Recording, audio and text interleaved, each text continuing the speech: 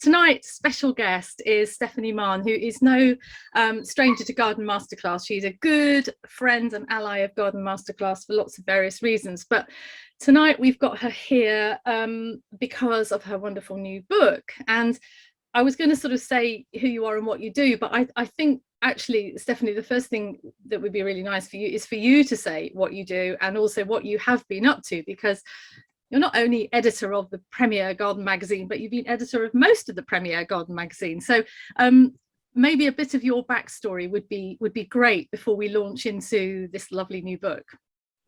Sure. So hello, everyone. I'm Stephanie, and I've been an editor and writer for a long time. Started out in Ireland, my native Ireland, as a sort of newspaper journalist and magazine editor, and then decided to take a bit of a sabbatical to go and help a crazy American friend of mine called Clark try and run a rundown castle in the middle of Italy. And I said I'd come and help for a couple of months, and I ended up staying 3 years. And while we were there, we cleared a whole area of overgrown, very wild landscape, including a woodland. It turned it into a garden. And that was how I got bitten by the garden bug. So when I moved to the UK about 14 years ago, I ended up getting a job on a garden magazine, The English Garden, which combined my sort of professional life of being a journalist and an editor, and combined it with my new love of gardens and plants.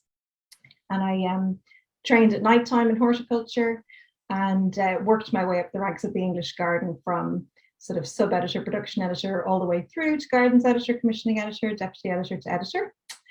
And when I left there, I started to work on the Garden Design Journal, which is the magazine of the Society of Garden Designers, and also wrote freelance for an awful lot of the outlets that people in the UK will be familiar with, such as Country Living, The Telegraph, The Guardian, The Sunday Times, all about gardening and design. And then just recently, last November, I was lucky enough to be appointed editor of Gardens Illustrated, which is my dream job. And so that's where we are now. I've been there a few months working with my fabulous team, and yeah, that's where we are. Wow, what an exciting time! And are you the only person to have edited 3 of the top garden design garden magazines, or have you? I think I might be. I know that Chris, who used to edit The Garden, Chris Young, he was editor of the GDJ, Garden Design Journal, and then The Garden. But I think, yeah, my trio is pretty unique. So yeah, great. Well, I'm running the show. I'm running the PowerPoint in true Chris Whitty style. So you'll have to, and those of you who are not familiar with who Chris Whitty is, don't worry about it. We've had enough of him. So I'm going to share screen, and then we'll get started. And we'll start chatting about your book. So let's get that one thing done at a time. Right. Let me try and find it first. Okay, why can't I get to the top? It won't let me go to, we go, slideshow from start. Okay, so have we got the cover there, Steph? Yes, that's right, that's the cover. Hurrah, hurrah, hurrah. Wonderful, wonderful. So Wild Garden, so is it hot off the press? It's actually not out quite yet, is it? No, it's out on the 3rd of March. Right. So I was going to say hot off the press, but it's actually still cooking technically. So Steph, I suppose the first question is, why Wild Gardens? What drew you to this subject? Well, obviously it's a bit of a hot topic at the moment, but when I started writing this book, it was 3 or 4 years ago, and I think it's one of those things. Wild gardens, I mean, that pairing of words seems quite odd to some people, doesn't it? Because for many people, wild means something completely opposite. It means untouched by humans, sort of like, whereas a garden is a landscape that's crafted by people. So, you sort of get drawn to the oxymoron of it. But for me, growing up, I was always sort of a bit of a wild child. I would go wandering in the countryside.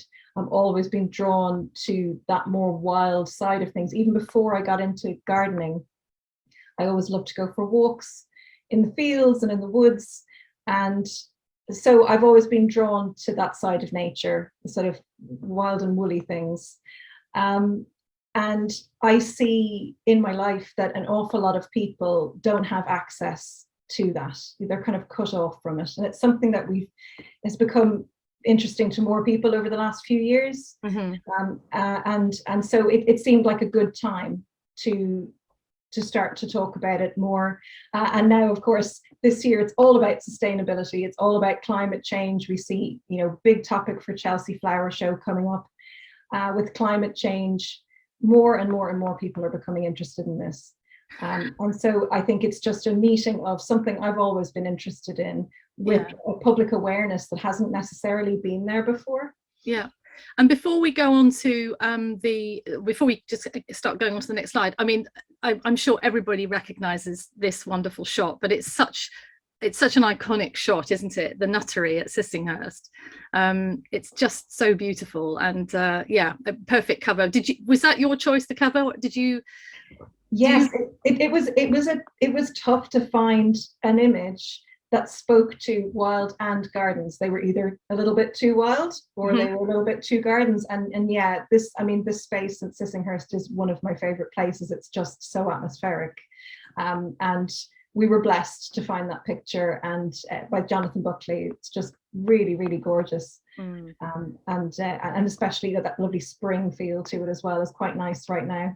Yeah, and I think the one thing that I really enjoyed was the fact that, because I was expecting, when I saw the book, I was expecting it to be about wild gardens of the moment, that this craze for the wild gardens and wild meadows, etc., etc. But I love the way you started with history and historical gardens and looking at what was wild. Again, was that, did you have a free hand how you structured this book, or how much input did you have from the publishers, or was it really your decision? Yeah, they gave me completely free rein in how I wanted to approach it. It is essentially a garden visits book. It has some essays in it about different topics, but it is looking at individual gardens. And so I wanted to make sure I was putting the idea of wild gardens in context and looking at what has that meant throughout the ages, and to show that this isn't actually a new concept. Throughout all sort of placemaking, garden making for hundreds of years, we've reached for an interpretation of nature, or an idealization of nature. We want to control it, but we also want that freedom that it offers, that kind of sense of awe, and so that was why I felt it was important to go back and look almost very loosely chronologically in a historical way at the different ways through all of the different big ages of garden making we have interpreted that idea of wild. Yeah, absolutely. Let's just go on to the, oops, sorry, I went too fast there. Yeah, I when putting the images together with you on this, I just couldn't not include Lowther. This is really fabulous. It's a place that takes your breath away when you go, and when you walk into this space which we're looking at here on screen, which is called the Garden in the Ruins, it's such a romantic idea. I think there's something about ruins, isn't there? It's the idea that there used to be a whole other life and world there, and we can only imagine it. And that idea of the outside creeping in and the inside no longer, and the inside going out, and you can imagine what life might have been like when there were floors there, and there might have been a great ball in that space, and there's a fireplace halfway up the wall, and yet now there's creepers all over it. I mean, it's just, I don't think you can get more atmospheric and romantic, and Tom Wilson's planting there is just inspired as well. It is, and I think the beauty, of Lowther, and this is my favourite part of Lowther as well, is the fact that it just looks like it's happened. It doesn't look like it's really been designed or planted. It just looks like it's happened. It's so clever. And you know, I'm sure most people watching will know it's Dan Pearson's, and it's up in Cumbria.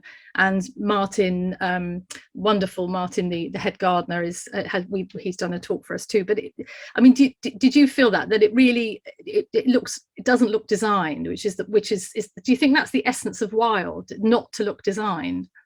Yeah, I mean, it was something that Dan said when I was speaking to him for this piece.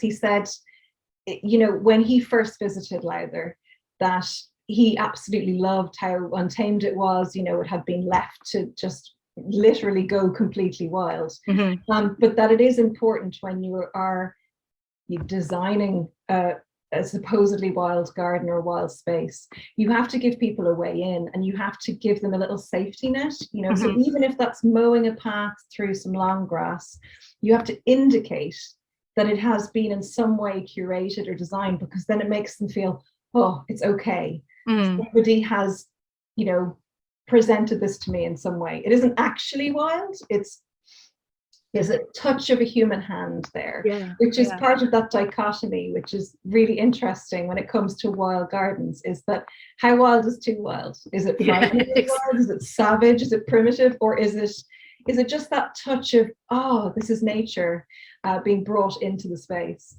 And so this is the second chapter, Wilder Climes. So is this the Cornish garden that we're looking at? Where is this one? So this is Bodnant. Oh, it's Bodnant, yeah. Yeah, this is, obviously, you know, maybe not what people would think of as a wild garden, but this whole chapter, the Wilder Climes, is an awful lot of some of the Cornish gardens and those gardens, but it's the plant hunters. So the idea that these men went out across the world to find these rare plants, to bring them back to these big gardens in England and to have them propagated at places like Killerton. And so, yes, it's a slightly unusual take maybe on what people would think of as wild garden, but it was the craze for wild plants from all over the world, completely different places and climates, and bringing them back and using them in these British gardens. I found that really fascinating. And that we're still doing it today. Whether that be because we want to make Bhutan, you know, this little dell at Glendurgan Garden, that's only been made in the last, you know, and updated in the last few years, or whether it's because we're plant hunting because we want to preserve these plants for future generations and conserve them, make sure that they don't go extinct in the wild. Let me just forward this on. Okay. Oh, no. Yeah, these woodland gardens have arguably been one of the greatest achievements of British horticulture, but perhaps rather underrated. I mean, there are so many of them, and so much does naturalize, and it's much easier to get woody plants with minimal maintenance than perennials. And so, yes, they're such a big part of our horticultural heritage. Once established, you can let things rip. And what's wonderful about a lot of them is the bluebells, the red campions, and all that wild flora that then flourishes in the shade. Yeah, absolutely. And then, of course, sometimes it becomes a bit of a problem. Like in Ireland, where I'm from, we have a big rhododendron issue, and you can see it at quite a few of the gardens that I visited for this. You know, so. Oh, we're all very happy to say that we want a wild garden, but how much rhododendron ponticum do you really want taking over your woodland? You know, so yeah, there's also that issue of how wild is too wild. How far do you let it go? And I'm really pleased that you included bluebell woods, because I mean, you know, we're all waiting with anticipation in the next month, 6 weeks or 8 weeks. You know, this is what we'll be surrounded with in the UK, and it is that first touch of, you know, the beauty of the wild, isn't it, with the woods just carpeted with the bluebells. Yeah, absolutely. I'm so lucky. I live in the Wye Valley, and I just have to step outside my door at that time of year, you know, April, May, and have these amazing swathes of bluebells. So I absolutely adore them. But I think that people aren't always aware that, you know, they shouldn't pick them. They definitely shouldn't dig them up and bring them home. You know, they are protected species, and you know, you don't want to be just traipsing through them, stamping all over them, because they can't take it and they may not ever recover. So I wanted to make sure that this fantastic spring site that all of us want so much in Britain and that we enjoy so much, that it lasts, that we can keep it going for future generations. Yeah, and of course in Ireland you have what's called hairy bells, the hyacinthioides is it brachytricha? I think with the little, they have the little bracts, and so they call them hairy bells, and they're just so sweet. They're just delightful. They're delightful. So this chapter, Wild Abandon. So what was your aim with this one? So this one was, when people talk about wild gardens now, I think an awful lot of the time what they mean is that sense of perennial planting a lot of the time, or meadows. My neighbor said to me, "Oh, I love your meadow," about my garden, and it's not a meadow. It's perennial planting, planted very close together in, I guess, a slightly prairie style, but not with prairie plants. And so I think there is that confusion again about what wild planting means, that naturalistic. So this chapter is about that naturalistic planting style, or the idea of perennial planting in that style. And again, slightly historical start. We start with Grave Tye and William Robinson, because he wrote The Wild Garden, and you can't really write a book on wild gardens without referencing the man. And he was Irish. And, exactly, he's an Irishman. have to make sure that I get one in there for us. Yeah, exactly. Well, could I just pitch in there that when Robinson wrote that, he had had almost no experience of wild gardening. We need to see it as a polemic, which was very important, and polemics very, very often are important, but a polemic is not the same as a manual. And we've learnt a huge amount since then. I mean, then people didn't know anything about plant ecology. And I'm afraid the prevalence of Japanese knotweed is unfortunately part of his heritage. Yeah, absolutely. And also the idea, I think people might come to his book, The Wild Garden, and think, yeah, like you said, it's what we would consider wild now, when actually what he really was talking about was just planting hardy herbaceous perennials. And reacting against all the formal bedding. Exactly. So again, it just feeds into what I was saying earlier about showing that interpretation of what we mean by wild in the garden through different ages. And yeah, his ideas have been a touchstone for people since he wrote them. But it's important, like you say, Noel, to understand that it's not wild like we talk about it now. It's just a bit wilder than Victorian bedding schemes. Yeah, but it was a moment in gardening history, wasn't it? A moment in not that long ago gardening history. I love the image on the left. Where is this garden, Steph? So that is Great Chawfield Manor near Bath, and that's a really lovely place, because it's a really fantastically beautiful property. The house is just gorgeous. It's used in pole dark, if anybody watches that TV show quite a lot. Yeah.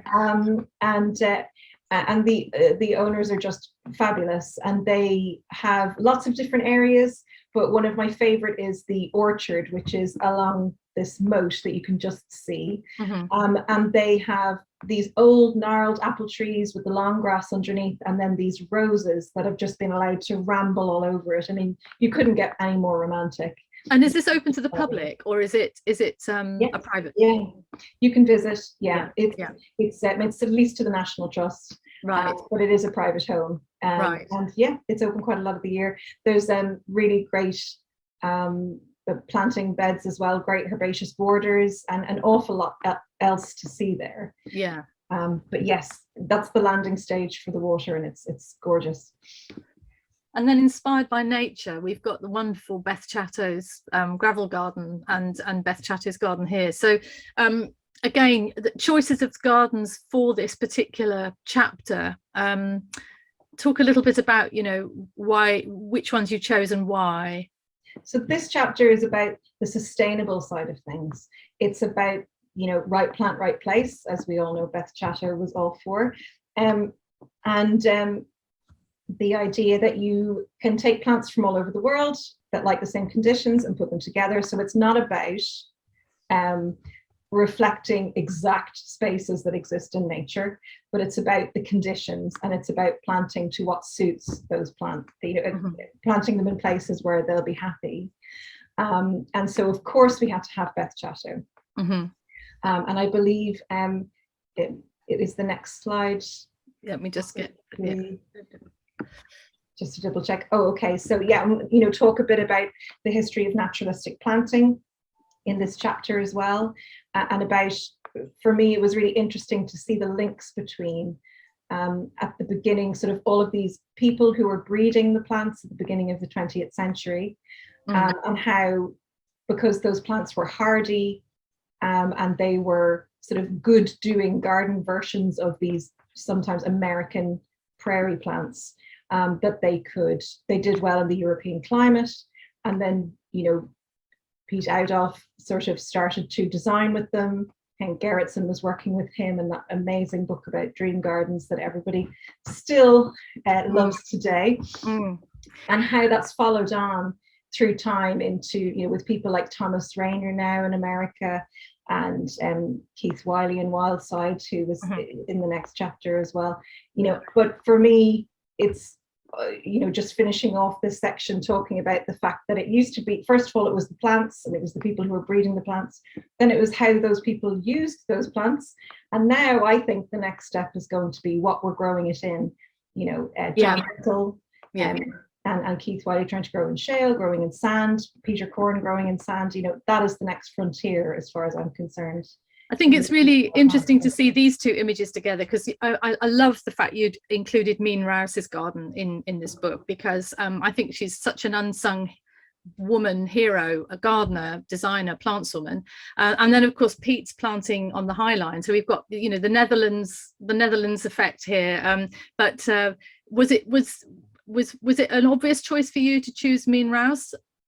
Yeah, I mean, for as far as I'm concerned, she influenced Hank Gerritsen massively, and so many other people throughout the last century, with the way that she was so original in how she thought about things. And then in turn, like I said, Hank went looking and found Pete, and the way that they were very different, but the way that they used plants. It's this chain of influence from person to person that I just think is absolutely wonderful. And the fact that Meen Rouse's garden on the left there is as contemporary as the High Line on the right hand side, isn't it? And I don't know if people know, but the decking there is actually not wood, it's actually reconstituted decking. I mean, this is, what year was this garden created? And I mean, it could have been done yesterday. It's just timeless, isn't it? Yeah, and I think it might have actually maybe been the 60s. It would definitely be the 60s, wouldn't it? That bit definitely was, yes. Yeah. Oh, and the good news is that somebody is actually doing a book in English about Meen Rouse. Finally. Yes, it should be out next year. Yeah. Fantastic. And then, Waltham Place. So you've been talking about Hank Gerritsen, and some people may not be familiar with Waltham Place, and it's quite a hard garden to describe. So good luck, Steph. Go for it. Well, it is very unusual, and I really urge everyone to go if they possibly can, because it's an experience and it is challenging. I think it's really challenging.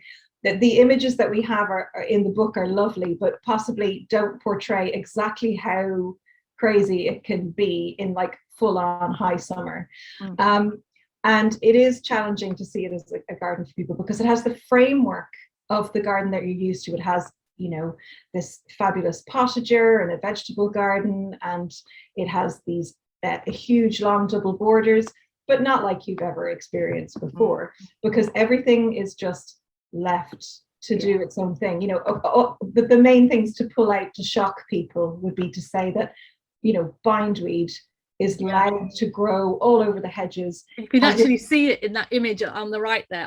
You can actually see it. Yeah. That's encouraged. I mean, so Hank Gerritsen, he was asked to come and design it by the owner. It's a completely organic and biodynamic farm and garden. And the owners were just really wanted to let nature do its thing and to experiment and to be very bold. And Hank at Preona, that was his thing. He was all about weeds could be beautiful. Let what we would consider maybe weeds or invasive plants do their thing.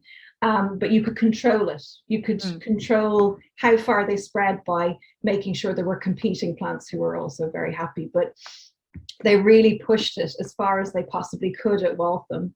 And so, like I said, there's bindweed growing on all over the hedges, and that's fine. They leave that there. Henk tried to grow it up tripods within the border, but it didn't want to. And so they just, it doesn't want to do what you want it to do. And they have... Sorry, do you know whether, can you visit it? Is it open to visit, or is it like special high days and holidays and arranged visits for this garden? As far as you can book to go. It's open on particular days. You just let them know, and then you get a little tour. Yeah, no, it definitely it's worth seeing. Yeah. They want to give you the context when you come and visit. But yes, you will find that there are plants that are 3 times taller than you in big walls of planting on either side. And it's good that you have to take the tour, and they explain to you how they do everything biodynamically and organically and why they do that. And there's a cyclical nature within the garden as well. Nothing comes in, nothing comes out. Everything's very self-sustaining. Yeah. It's a really interesting experience, and it's not to everyone's taste, but I urge everyone to go. Yeah, no, definitely. It's pushing people outside their comfort zone. Yeah. Whereas this garden, oh, well, go for it. It's just amazing.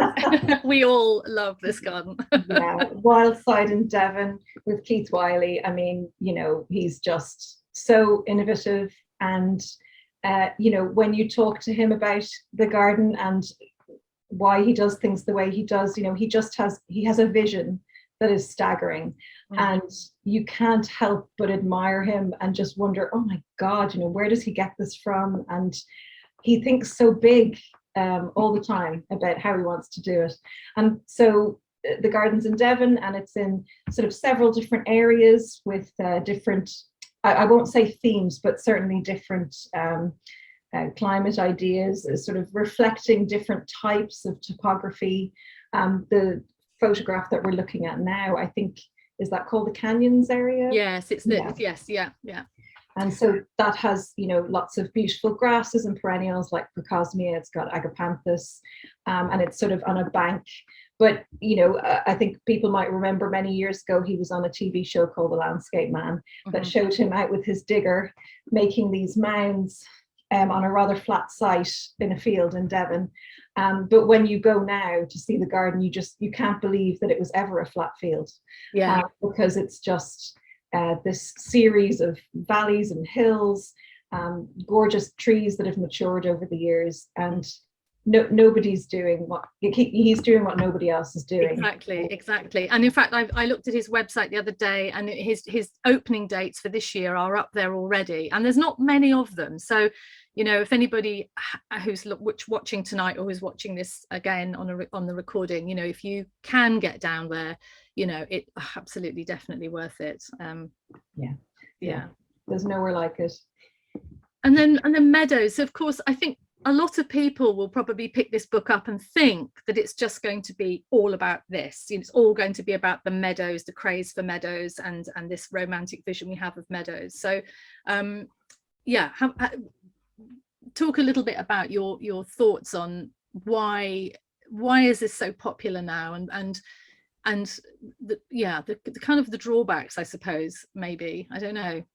Yeah, I mean, well, specifically when people say meadows, I think there's a lot of confusion there over what we mean when they say wildflowers, wildflower meadow. So the photograph on the left here is of Tom Stuart Smith's prairie garden, which he is now calling an exotic meadow, because he's also added in some shrubs and small trees, and it's changed quite a lot from when he first sowed it. It was supposed to be a reflection of that North American planting, but on steroids, if we're honest. He said, there's no prairie ever looked like this, but a prairie meadow, or exotic meadow, he called her a prairie garden. And so I think that's obviously the very popular planting style that we've seen a lot of over the last few years, not to be confused with, let's say, a British wildflower meadow, which is an ecosystem that, is developed over a long time on farmland. It needs to be managed. It's not something that occurs naturally on its own. So even though we think of it as wild, technically, it's part of a cycle that includes humans, and takes an awful lot of time to build up. And you get these packets of what they call wildflower seed to sow in your garden on a patch of land, and most of them are going to be cornfield annuals. They're not going to be real wildflowers, native British wildflowers. So there's all of this confusion about it. And so I think, and then there's also the fact that it's so popular in urban spaces, that you see these annual flowers. I think it's all good. There's no problem with, if you want to sow a lovely packet of cornfield annuals, it makes you happy, it brings in the bees. But it's about the confusion between all of these different terms. We have to make sure that when we're talking about wildflower meadows, we're not forgetting how many we've lost of the real actual native wildflower meadows since the Second World War. Something crazy like 97%. Yeah. And so it's challenging for people who are trying to conserve them when there's this confusion over the terminology. Yeah. And so part of this essay that I wrote on it is just trying to explain that to people, because obviously the book is meant for a general readership, not to chastise anybody or to make a big deal of it, but just to lay out as clearly as I can, the difference between a flower-rich native wildflower meadow and what we talk about as meadow-style planting. Yeah, and I'm sure all the designers watching and listening tonight, when the client says, "And I'd like a wildflower meadow," your heart either sinks or you think, well, that's wonderful. But then there's this whole thing about, how is it going to look? When is it going to look? How are they going to be able to look after it? What's it going to look like in year 3? And and what they're probably thinking of is this moment in time, relatively short moment in the year. Yeah. So I know that there's an awful lot of translation that has to happen, like you said, the confusion and managing clients' expectations of this magical romantic meadow that we're all sort of being confronted with, which is beautiful, but how achievable. Exactly. Yeah. And then that's even before we get into the whole point of there being poor soil, and garden soil is never going to be suitable for those kind of plantings. And there's it's complicated, basically. It is. And so this chapter, Where the Wild Things Are, wonderful title. So what were you thinking about? What was this chapter all about? But this was getting back to, I think, another thing that people might think when they pick up the book, or what's this about? Well, wildlife. So gardens where we're looking at biodiversity and, what they've done that's so good, trying to give people an idea of, what a really good wildlife garden is. That's kind of challenging in itself too, because you need a lot of room for trees and shrubs, woody plants. They're very, very good for biodiversity, as well as, the flowers that everybody automatically has a go-to for wild. They think bees, they think flowers, but there's so much more to biodiversity than just our buzzy friends. Exactly. Oh, buzzy friends indeed. And I was mesmerized by these photographs here. I just think they are so beautiful. Can you remember who took these? I'm afraid not. No. I just thought really beautiful. I mean, they are very mesmerizing. So nature therapy. So explain. Well, I wanted to, as nature therapy and wild play were two things I wanted to talk about briefly in the book as well.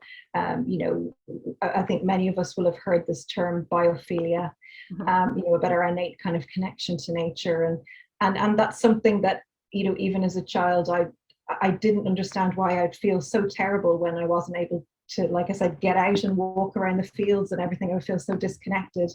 And again, that's something, especially with the pandemic, more and more people have realized how much they desperately need to have that connection, to see green, to go for a walk, the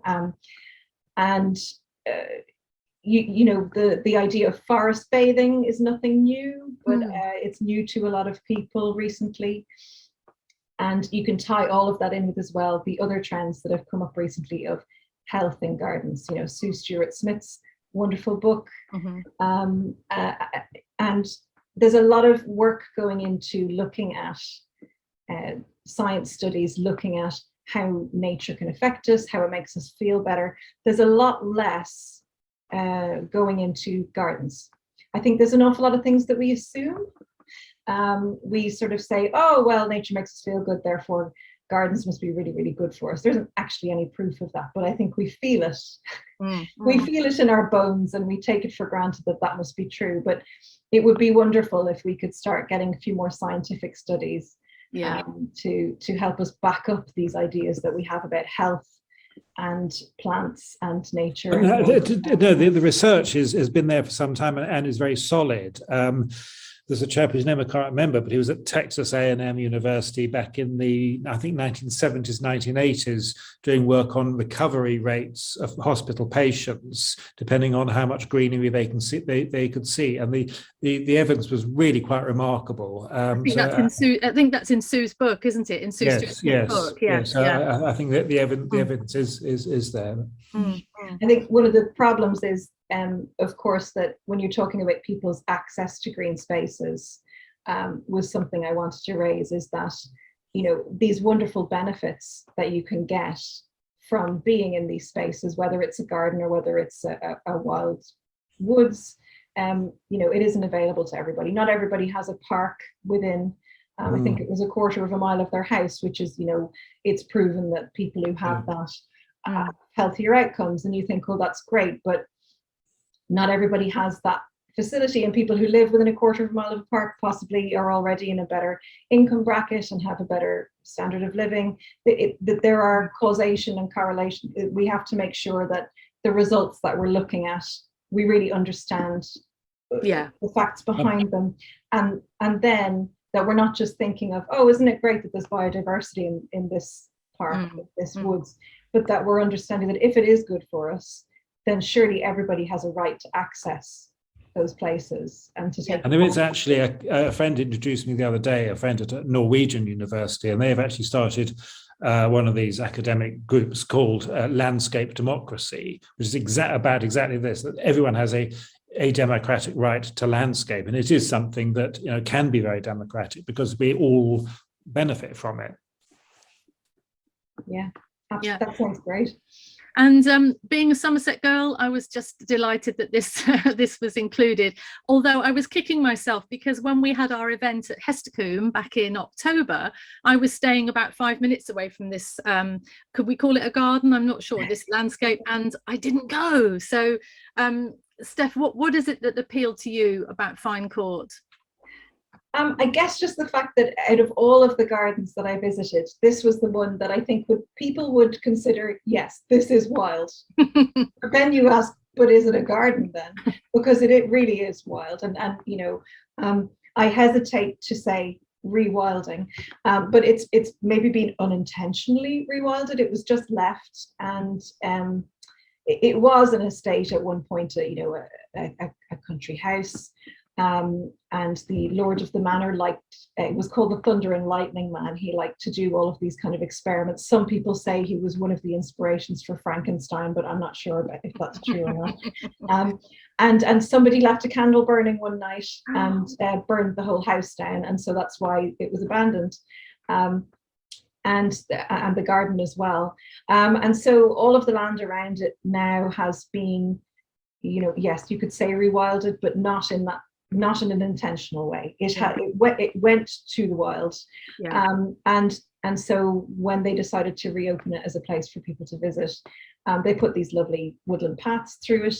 There's just enough, as we were saying at the start with Lowther, there's just enough of a human hand on show in the way that it's looked after, and a few little things as you walk around to know that it's being cared for, and that, you know, there is a presence of humans there. But yeah, it was just left to grow completely wild, and as a result, the biodiversity there is insane. Absolutely incredible. Oh. Yeah, really great. Well, I will definitely go next time down on the Quantocks. And then, of course, you know, the wildlife. This is the critters, the things, and the buzzy friends that you were talking about. I guess, I suppose, you know, this is an interesting article talking about, you know, how you can increase your wildlife and biodiversity.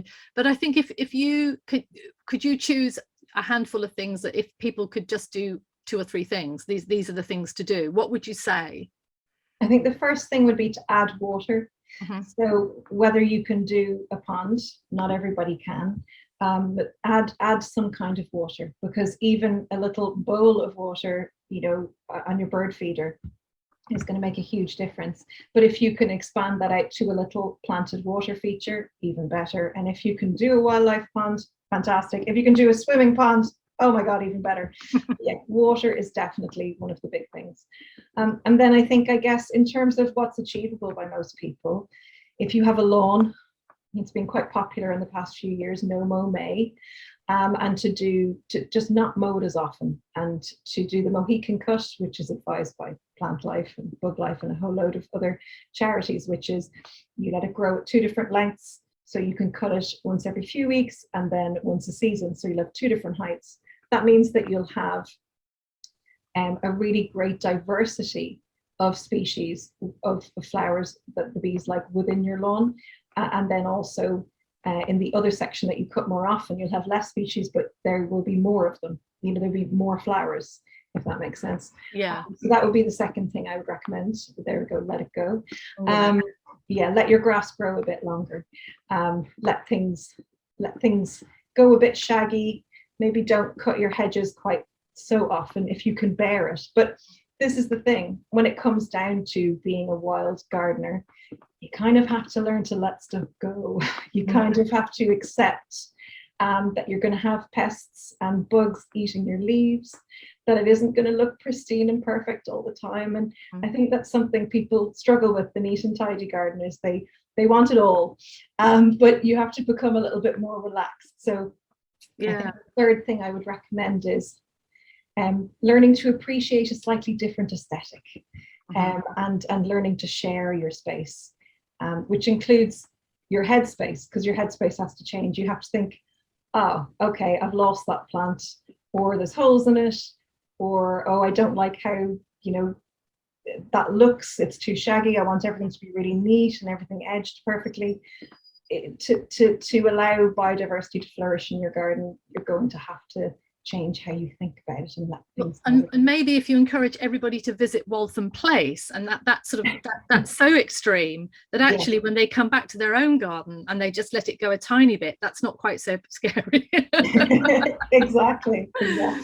Yeah, so we're coming Waltham Place is quite extraordinary. The ground elder garden is one of the more successful aspects, I think, because there's a lot of big things that are taller than the ground elder. Because the owner's husband does land his helicopter on the lawn, which perhaps does ruin some of their issues. So we're just coming to the end of the book before we open up for questions, and I just thought it was really nice to have the useful resources and the gardens to go and visit, and so again that's really great that you've included all of that. So I think that's and that's the back cover there. So I'm just going to come out of screen share and then we can open up for questions.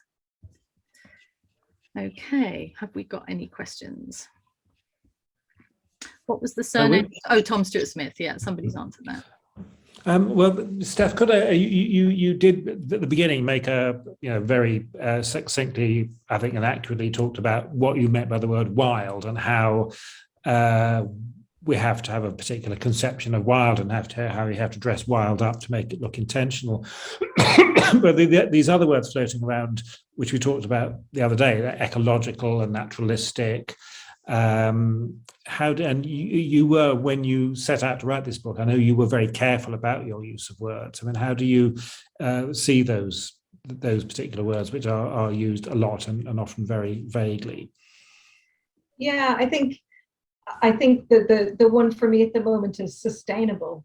That is definitely one that people use an awful lot, and I'm not sure that everybody really understands. It's such a catch-all umbrella term these days. And I, my job as editing Gardens Illustrated, being a garden writer, I am very careful how I choose my words, but then I also have to be aware as a communicator and wanting to get people involved in gardens, want them to understand about nature, want to get them on board with this environmental message. I'm aware that to a certain, like, how far do you feed into what people are thinking? Like we said about the wildflower meadows, how far do you give in and just go, oh, Yes. okay, look, that's what people think, so we have Oh, to. that's the word they want to use. Yeah, Oh, exactly. Here's an interesting question for you, editor of Gardens Illustrated. Do you think Garden Magazine should show more gardens that don't look pristine to help people change, help people's mindsets change on how a garden should look? So there's a tricky one. It is a very, very tricky one. And I think, for this, we have to look to the people who are really pushing the boundaries. Mm-hmm. So, recently on Gardens Illustrated, we've had, a feature with a garden by James Basson, which an awful lot of people might look at those photographs and just think, oh, I don't really like that, because it had seed heads in it, it had some brown leaves, and it was this drought tolerant planting, and it was shot at a time of the year where maybe it wasn't at its most fabulously interesting, but it's important because that's what that garden looks like, and that's that Mediterranean style of dry garden. And so, there are people pushing the boundaries, and we're trying to make sure that we're showing that to people, but it is challenging because you don't want to push it so far that it turns them off and they don't understand what they're looking at. So you have to, it's almost like a repeat message. You have to start telling people, this is a new aesthetic, this is what's beautiful, try and understand why this is really important. It's low input, high impact gardens, and so we definitely want to try and push things in that direction, but often there is pushback from people. They want to make sure everything looks fabulously beautiful all the time. So I think it's about education, it's about informing them as often as we can that this is a different way to do things. So it's a carrot kind of situation. You want to sort of go, make sure that you're giving them enough of what they want, and then showing them also what's possible. And informing them why that's so good and why that's the direction we should be heading in. Yeah. So as an editor, and now, like I say, you're on your third magazine, I mean, do you feel a great responsibility to, the general message? I mean, I guess that can vary from issue to issue and month to month and so on, and it can develop, but it is quite a responsibility, isn't it? Yeah, you do feel like, are we doing this right? Are we making sure that we're covering all of the bases? Not just, obviously it's a commercial product, you want to make sure that you're doing well, but yeah, I do feel a responsibility. And when I took the job last year, this was something that we talked about, was we want to make sure that we are being as clear as we can about what's happening out in the world, about what people are doing, about what these wonderful designers, gardeners, experts are doing. And that, it has to form the central core part of what we're doing. We are there to show people what's going on around the world, and the interesting things that are happening. And that isn't always easy. Not to say that we don't backslide sometimes, but it is definitely very, very important to me, and I do feel a responsibility to do it. So, but you have got a great team supporting you, haven't you? They're amazing. They're just fantastic. A couple of questions on availability. So Wendy Hilty wants to know, because this is a National Trust book, is it going to be available in the US? And then I'll do two questions at once. Jenny Price Nelson, who's also in the States, wants to know, will your book and Noel's most recent book be out on Kindle? Are they likely to be coming out on Kindle? So availability in the States? I believe it will be available in the States on Amazon.com, but please don't hold me to that. I need to double check with my publisher, but I believe so. Yes. Yes. And then Kindle, the pair of you, because this is I don't think Kindle's been mentioned. I mean, Kindle and garden books and color imagery simply don't really go together, do they? And we don't really have the technology that. And Wendy's shaking her head there. Yes, I think that's unlikely. Actually, but now you mentioned, of course, that this was a National Trust book, and you were given the dear old NT did give you a pretty free hand. But I was just wondering whether you had any insights into National Trust policy on wildness in gardens, because although they do have a lot of fantastic wilder gardens, which you've shown us, they've also have a policy of management, which in the past has been arguably very much about over management. Did you sort of pick up any sense of change on their part? I did. I have to say, I was really encouraged when I started speaking to head gardeners. And, you know, one of the gardens that we saw briefly in the slideshow was Colby Woodland Garden, which I wrote the guidebook for a few years ago.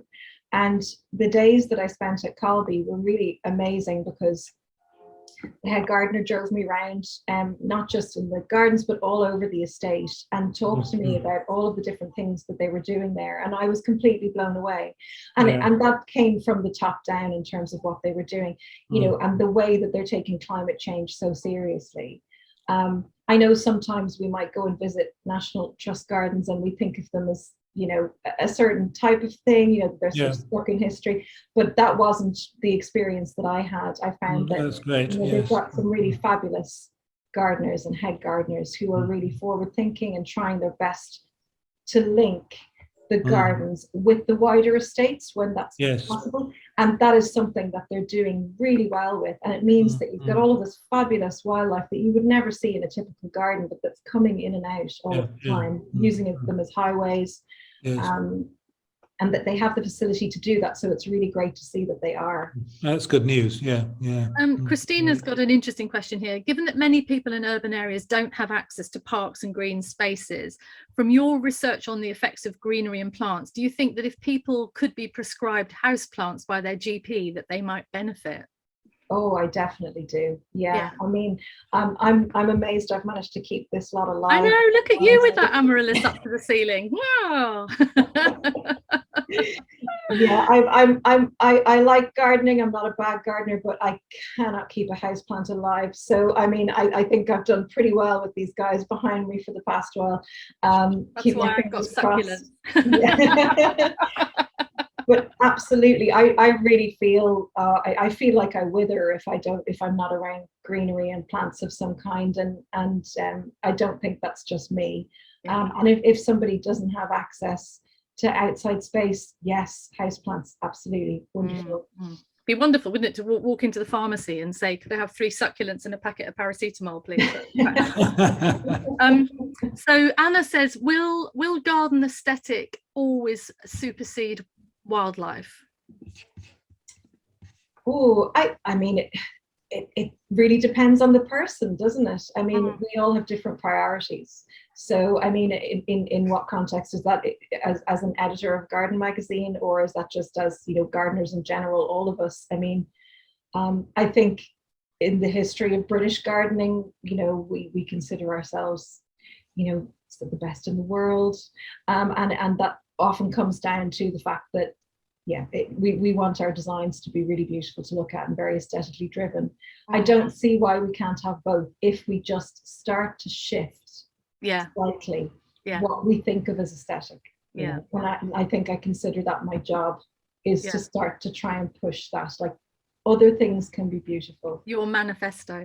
Now here's an interesting question from Judith, which I think I know that something that Noel and I are puzzled by as well. It puzzles me that so little Garden Magazine space is given over to telling the rich stories of garden history and so many fascinating historic figures of plant hunters and gardeners. Why not? And I think we can talk about garden history a little bit after that as well. But what are your thoughts on that? Is it a hard sell?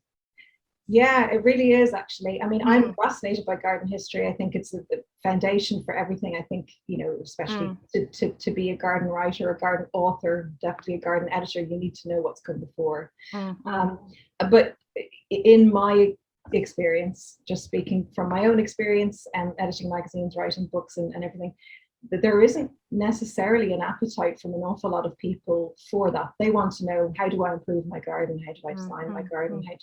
What plants will go well here?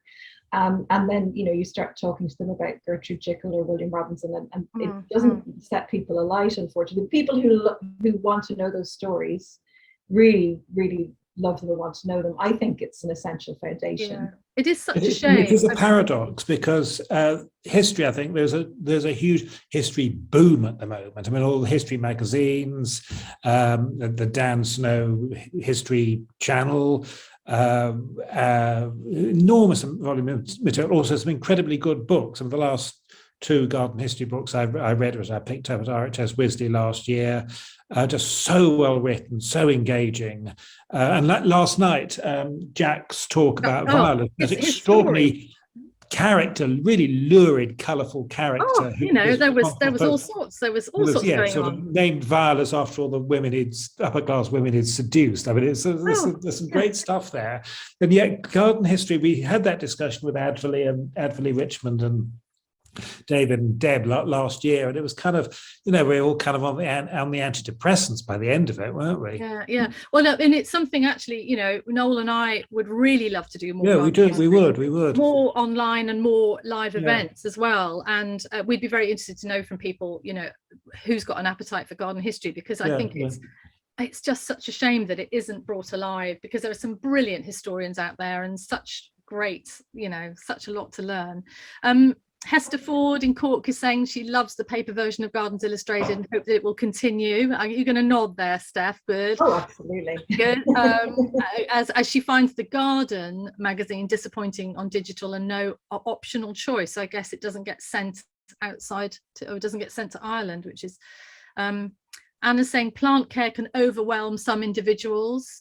Yes, that's why I've got succulents here. Wendy's saying she tried teaching garden history and it just did not fly that well. It's just such a shame, isn't it? It's such a shame. I think there's something about the fact that we need to think about stories. I think there must be a way that, instead of thinking about it as presenting all of this information that people should know about things, but instead focusing on the stories of the plants, the stories of the people, and then trying to link that back to why it matters to you. Absolutely. Yeah, definitely. Jenny Price Nelson saying that on video it can work well, and there's a Beatrix Farron documentary. I think I might have seen that on TV years ago, actually. And if people don't know about Beatrix Farron, she is a fascinating character, the first American landscape architect, female. Tanya's saying, please to garden history. Great, we love you, Tanya. And then Laura's saying, I'd be keen to know more about up and coming garden designers. I'm a Hort student, so yeah, definitely that would be. I guess is that directed to you, Steph, or is that directed to us as? I'm not sure. Or both of us, possibly. Yeah. We do have an awful lot of up and coming designers appearing in the pages of Gardens Illustrated over the next year. So feed them our way. Feed them our way. There's a certain garden photographer here saying we should make some garden history films. Hint. A chap called John Campbell. Now, anyone know John Campbell? John Campbell. That name rings a bell. Yeah. Watch this space is all I'm saying. Watch this space. Yes. Yeah, we should. Yes. Fantastic. So Steph, thank you so much for because I know you've been into the office today and whizzed home and managed to get yourself in front of the computer to talk about this. So thank you. We're terribly grateful because it's a hugely pressured job, yours. So we're really. Oh, I'm just so happy I was able to talk to you guys, and thank you for having me. Yeah. Well, good luck with it all. Good luck with everything in the new year or this year that's coming up, and very exciting. We're all going to be waiting to see how Gardens Illustrated is going, and also the book. Good luck with that. And everyone say yes. Oh yeah, it's a flashing thank you, Wendy. That's brilliant. We paid Wendy a £5 to hold up a Gardens Illustrated. That's good. That's brilliant. Well, listen, thanks everyone for joining us tonight again. It's a great number of people, and check out the webinars that are coming up, but also check out the live. We've got some incredible live events lined up this year. We have. Really fantastic. So do have a look through. And hopefully we'll get to meet in person, not just on the Zoom screen, which would be quite nice. Anyway, glass of wine, Stephanie, I think. Okay, well listen, thanks again, and take care, and see you all soon. Next week. Yeah, all right everyone, take care. Bye. Thanks. Bye. Bye.